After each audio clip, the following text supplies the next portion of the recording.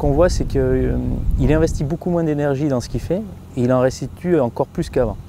Donc il y a eu des petits changements, des petits ajustements avec son coach qui sont passés d'une part par un élargissement de son arc et une solidité au niveau des appuis.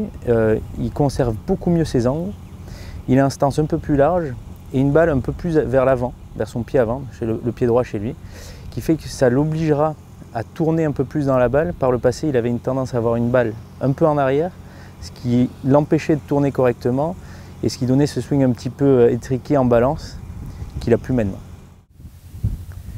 Alors regardez, vous qui regardez cette vidéo, quelque chose qui est frappant chez Phil Mickelson, c'est ce relâchement du haut du corps. Il ne le génère que parce qu'il met énormément de présence physique dans le bas du corps.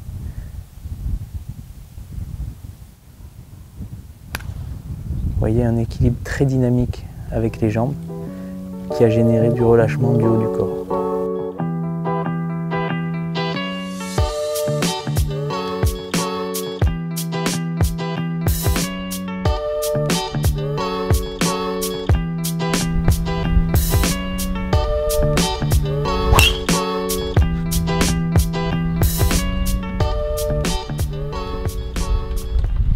Phil Mickelson utilise son naturel au service de son swing.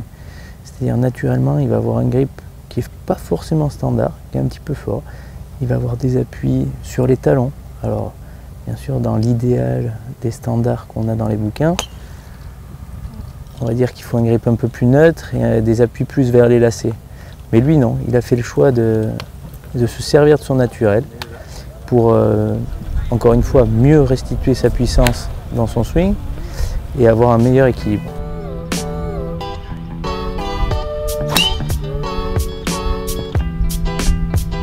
Alors déjà, tout le monde peut s'en inspirer, même s'il est gaucher.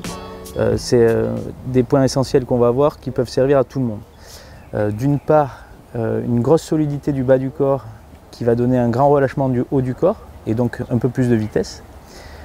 D'autre part, une grande part au naturel. Il a son grip naturel, son poids du corps sur l'arrière des pieds, comme il est fait naturellement. Après, on a vu, et vous pouvez demander à votre pro en club, comment faire pour élargir votre arc, mieux vous servir de vos leviers, notamment de l'armement des poignets, on l'a vu chez Phil Mickelson, pour gagner en vitesse de club et donc en distance depuis le tee.